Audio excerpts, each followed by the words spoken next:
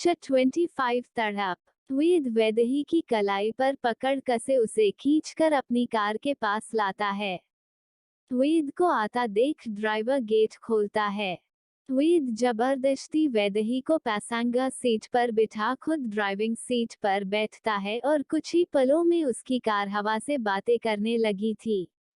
वही वैदेही जिसे हद से ज्यादा गुस्सा आ रहा था वो लगभग चिल्लाते हुए बोली, कहाँ लेकर जा रहे हो मुझे? मैं तुम्हारे साथ कहीं नहीं जाने वाली। कार रोको। मैं कह रही हूँ रोको कार। पर वेद जब नॉर्मल होता है तब तो वैदेही की सुनता नहीं और गुस्से में तो वो ऐसे भी दानव बन जाता है जो खुद के सिवाय किसी की नहीं सुनता। वैदेही पहले ही ठंड से कांप रही थी, ऊपर से खिड़की से आती हवा से उसे और ठंड लग रही थी। वो वेद को घूरते हुए खिड़की लगाने की कोशिश करती है पर वेद ने विंडो के सिस्टम को लॉक कर रखा था जिस वजह से खिड़की बंद नहीं हो रही थी। वैदेही दोबारा वेद पर चिल्लाते हुए बोली, वेद कार रोको। वेद पर वेद बिना रिएक्ट किए कार की स्पीड थोड़ी और तेज कर देता है। वैदेही को इस वक्त इतना गुस्सा आ रहा था कि वो सच में वेद को कार से बाहर फेंक देती, पर पत्थर जैसा ये दानव उससे 1 इंच भी नहीं हिलने वाला था। वेद दोबारा स्पीड बढ़ाता उससे पहले ही वैदेही उसके हाथ को पकड़ बोली, पागल हो गए जो क्या तुम? वन वे रोड पर इतनी स्पीड में कार चलाओगे तो खुद तो मरोगे ही, मेरी भी जान ले लोगे। कार रोको वेद। पर वेद उसका हाथ झटक स्पीड और तेज कर देता है। गुस्से से वैदेही इस बार वेद के उस हाथ को पकड़ती है जिससे वो स्टीयरिंग व्हील कंट्रोल कर रहा था। वैदेही वेद का हाथ स्टीयरिंग व्हील से हटाने की कोशिश करते हुए दोबारा बोली, वेद स्टॉप द कार।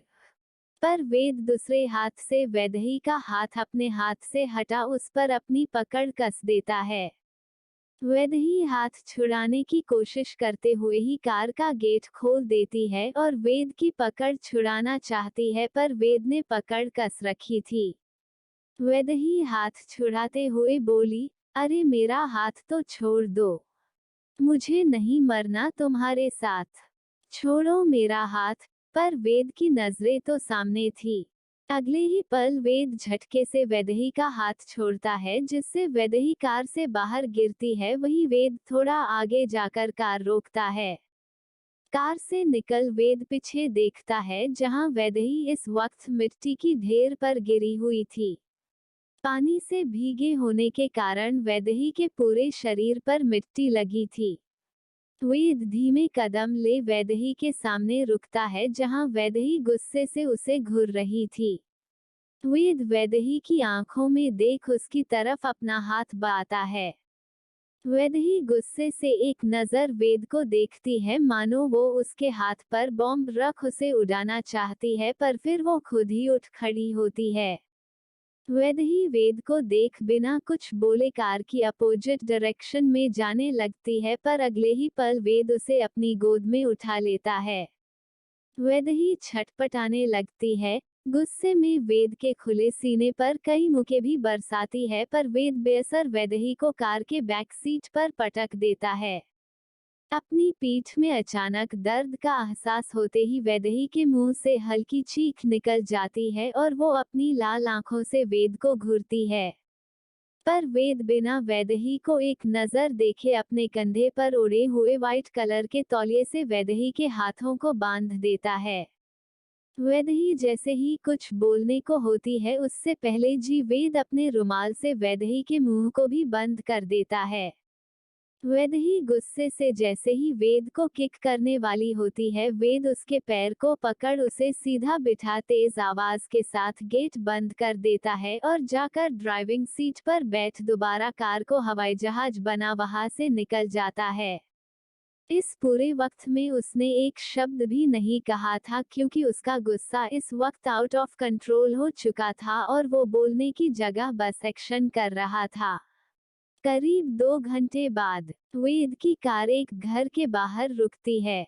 ये हवेली की तरह बड़ा तो नहीं था पर फिर भी बेहद खूबसूरत था। अब धीरे धीरे सूरज ढलने लगा था, जिससे वहां का मौसम काफी सुहावना लग रहा था। वेद कार से बाहर निकल पीछे का गेट खोलता है तो उसकी नजरें वैदेही की नजरों से जा मिली, जो लाल आंखों से वेद को घूर रही थी। वेद के चेहरे पर व्यंग भरी मुस्कान आ गई। उसने उम्मीद नहीं की थी कि वैदेही इतनी शांत रहेगी, और उसकी आंखों में आशयों का नामो निशान नहीं था तो सिर्फ गुस्सा। वेद वैदेही के पैरों को पकड़ उसे अपनी तरफ खींचता है, जिससे वैदेही की कमर सीट से लग गई। अगले ही पल वेद वैदेही को ब्राइडल स्टाइल में उठा अंदर की ओर बढ़ जाता है। वैदेही छटपटाती है तो वेद सामने देखते हुए ही सख्त आवाज में बोला, हिलना बंद करो वरना यही पटक दूंगा। वेद की धमकी सुन वैदेही शांत हो गई, क्योंकि पहले ही आज वो 2 बार पटके खा चुकी है। अब उसकी कमर एक और पटका खाने के लायक नहीं बची थी। वैदेही अपनी नजरें घुमा चारों तरफ देखती, जहां सिर्फ गार्ड्स ही दिख रहे थे, पर किसी की हिम्मत नहीं थी कि वो नजरें उठा वेद को देखे। घर के अंदर आते ही वेद तेज आवाज में चिल्लाया, काका, कमरे का दरवाजा खोलिए। उसके बोलने की देर थी कि एक 50 साल का आदमी तेजी से ऊपर की ओर गया। वेद के लंबे कदम की बराबरी उनसे हो नहीं पा रही थी, इसलिए वो लगभग दौड़ते हुए गए थे। वेद सीढ़ियां चढ़ सीधे अपने कमरे में जाता है, जो कि उस फ्लो के किनारे में था। उस कमरे से पहले भी और कई कमरे थे जिन पर ताला लगा था। कमरे में एंटर करते ही वैदेही को बेड के सामने एक फोटो फ्रेम दिखी, पर वेद की वजह से वैदेही उस फोटो को नहीं देख पाई। वेद वैदेही को सीधे बालकनी में ले जाता है और किनारे में पटक देता है। इस बार तो वैदेही के मुंह से सही से चीख भी नहीं निकल पाती, क्योंकि उसके मुंह को वेद ने जो रुमाल से बांध रखा था। वैदेही की आंखें बिल्कुल लाल थी। वो बस किसी तरह अपना दर्द बर्दाश्त कर रही थी। अपने पैरों को मोड़ वैदेही पीछे दीवार से टिक गई। वैदेही के एक्सप्रेशन से अंदाजा लगाना मुश्किल था कि उसे दर्द हो भी रहा है या बस गुस्सा था। वेद वही वैदेही के पास बैठ वैदेही के बालों को खींच उसका चेहरा अपने सामने करता है। वेद बिना एक्सप्रेशन के वैदेही की आंखों में देख बोला, तड़प क्या होती है अंदाजा भी है तुम्हें? कितनी ही दुनिया देखी है तुमने इन 22 सालों में? मेरी किस्मत में किस हद तक तड़प लिख सकती हो तुम? तड़पने की हर हद पार कर चुका है ये वेद ठाकुर। ये शादी जिद कम, जरूरत ज्यादा है मेरे लिए, पर उस जरूरत का हिस्सा तुम नहीं हो। रही बात इस रिश्ते में प्यार की, तो ये रिश्ता क्या और इस जन्म में क्या, किसी भी जन्म में किसी भी रिश्ते में मुझसे कोई प्यार की उम्मीद ना ही करे तो उसके लिए बेहतर होगा। जितना प्यार था मेरे अंदर वो सब लुटा दिया है मैंने मेरे प्यार पर। ये शादी बस एक समझौता है, जिसमें दुनिया के सामने तुम मेरी बीवी हो, राजस्थान की हुक्मरानी सा, पर वापस इस कमरे में हम बस एक अनजान होंगे, सिर्फ एक अनजान। वेद थोड़ा रुक सर्द आवाज में बोला, तड़प क्या होती है इसके बारे में तुम्हें थोड़ा जानने की जरूरत है।